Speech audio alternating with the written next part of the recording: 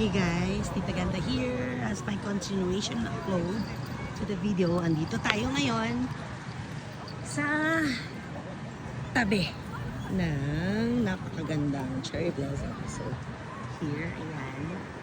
See? Diba? So beautiful.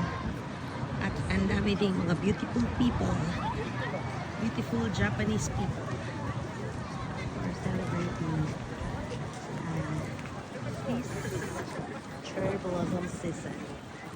Okay, so I hope